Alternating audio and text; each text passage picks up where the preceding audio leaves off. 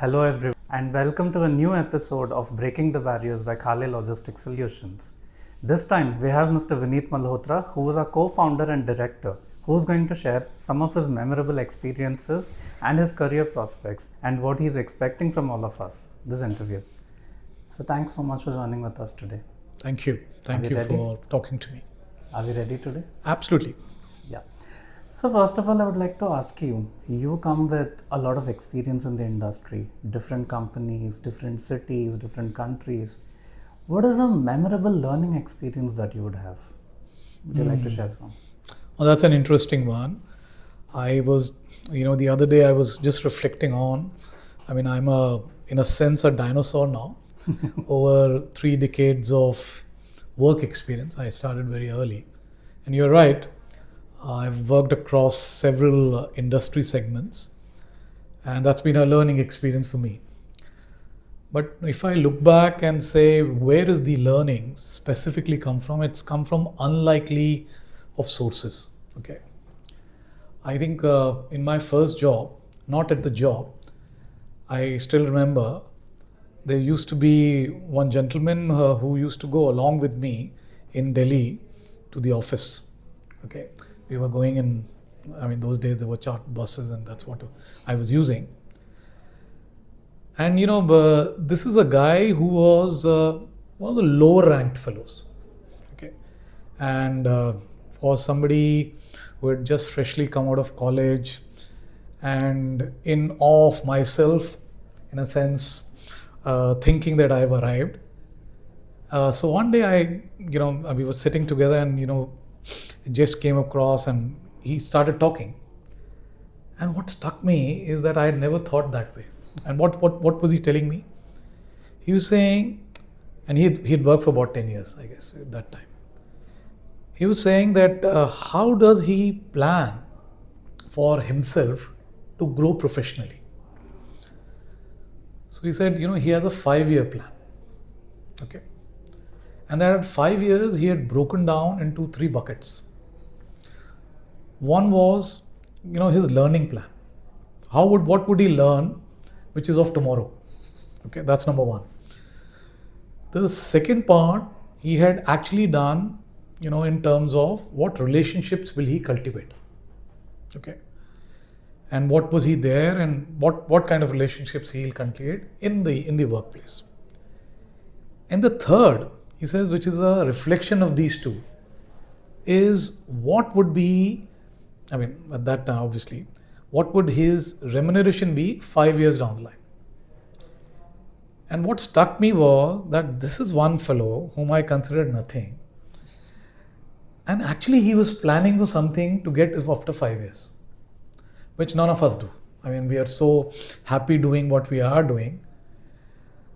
Whether I could do all that was another thing, but it struck me that it comes from unlikely sources, and there is another way of looking at your own personal growth. Okay, that was his professional growth. That was one. The second, I think, a learning is, and it came from when I used to work with Amaron batteries. And this gentleman is now, his name is Little Ram. He's a consultant to us as well. Oh, wow. And, there was this debate that what could be branded and what cannot be branded, in a sense that everything is a commodity. And I remember Ram actually segmented common salt in 85 different categories. He actually reeled it off.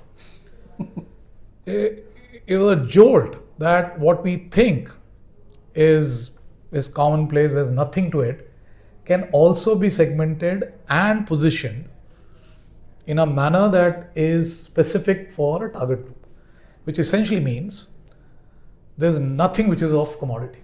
Potatoes are not commodity, nothing is a commodity.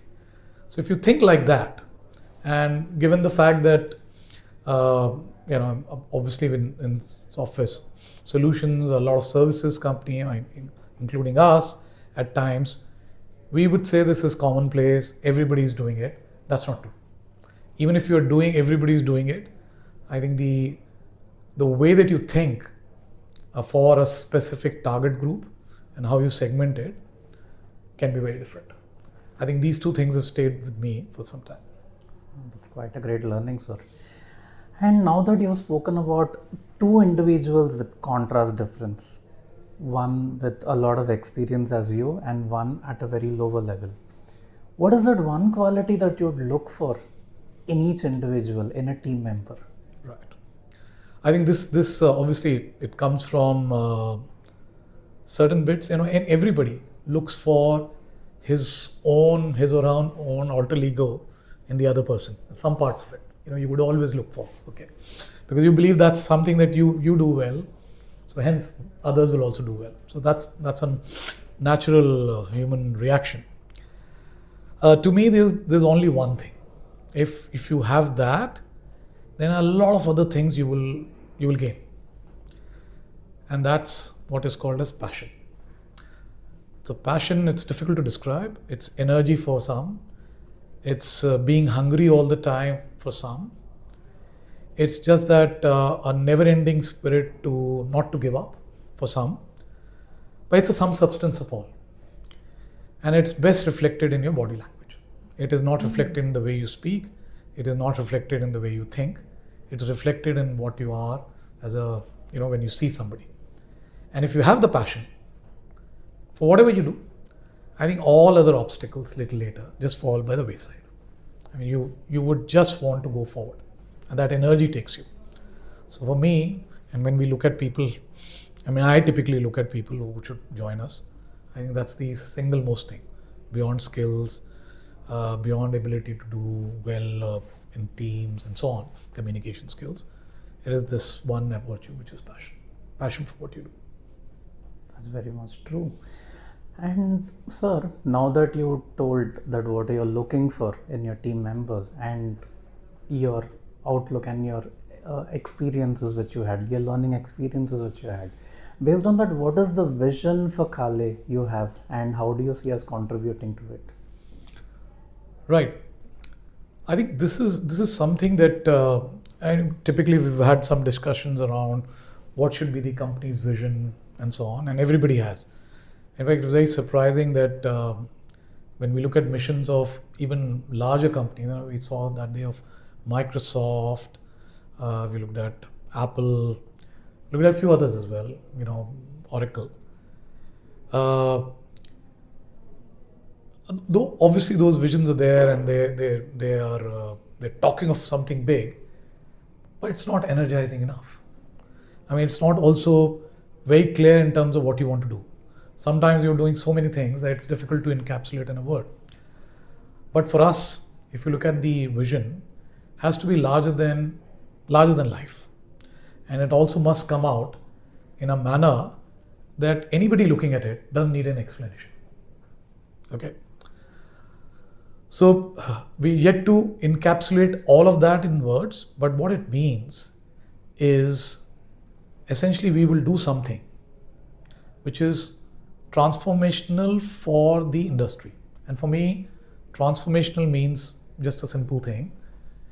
Would essentially mean that if everybody is going right, I will go left and then force everybody to come to the left. Okay, that's what transformational is all about. So in whatever we are trying to do, and if you were to also look at it, we hardly have competition, and competition is a good thing to have, in the category, because so many more people are going in the market and talking about the same thing. So the customer is getting educated, the industry is evolving. If you don't have one, then what it means is you are your only competition. So it's really up to you how you compete with yourself, which means you have to be conscious of raising your bar all the time. Okay. And if you raise your bar, then essentially you mean that whatever you were earlier, you're competing with that, because that's kind of continuing.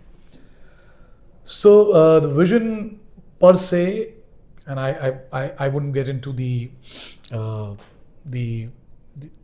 words around it, is essentially to do something which changes this industry permanently in a manner which is good, and more efficient, better for everybody. So that's how I look at it. Okay, now that you said the vision and you spoke about the industry where we are, and it is quite a niche industry for us, and only very few players can survive in this market, and we are one among them. Being said so, how can one make a mark for himself or herself in an industry like ours if they're looking for a career progression? Right. So I think I would I mean I would like to recite my own story, and maybe that's that kind of gives you some insights. So I've changed about 5 or 6 industries. Okay, I used to be with what is called industrial automation, then batteries, then textiles, and now in logistics.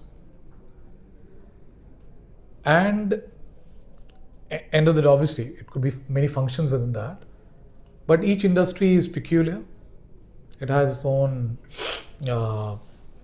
nuances to look at, and each industry from an outside is complicated for now somebody from outside to come in. But what is common in all of this is that clearly enough, this is not rocket science being attempted here, for anyone. Okay, so if you have this deep, what should I say, deep desire to learn, okay, and learn in a manner that you would want that whoever you were learning from, okay, you would become a master to that same guy, then each industry is simple, each industry welcomes you, and each industry you can make your own mark. But if you believe it is complicated, if you believe that learning is not for you, or if you generally believe in whatever role that you do, you've already arrived in life, then it's a limited mark that you can actually leave. So my story has been all about learning. So I learn, and I learn in a manner that it's not about the industry. I learn from cross industry. So whatever I would have done in my first job, how do I apply in my, whatever job that I do in the context that I do. So for me, learning is a critical aspect, and that's all a little more mental than physical.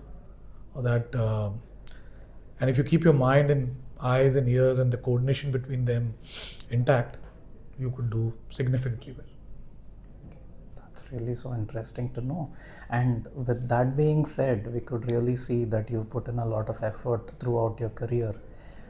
And everyone is very keen to know on the personal side of you. What do you do to recharge yourself after a hectic week at work? Sleep.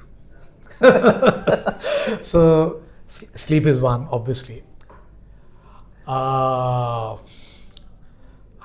guess what else I do, this is a little odd thing because I anyway travel so much. I like to travel. So I am, in a sense, I will consider myself an encyclopedia around travel. Where to go, how to go, what to do. And the word typical jugaad in India. So if you were to do all of this and you have constraints, let's say you have constraints of financial constraints or time constraints, then this whole ability to do a jugaad, that you maximize from a minimum input, I think that's something that I love, and that's what I keep investing in and learning from it. So travel and sleep are 2 passionate things for me. No wonder you coupled passion and profession together to progress further in your life. And it was truly an amazing experience speaking with you, sir. And we believe everybody looking at this video would get something out of it and take themselves forward, their career. Thank you so much all for joining with us. Keep watching for more. We have more people coming in. Thank you. Thank you so much.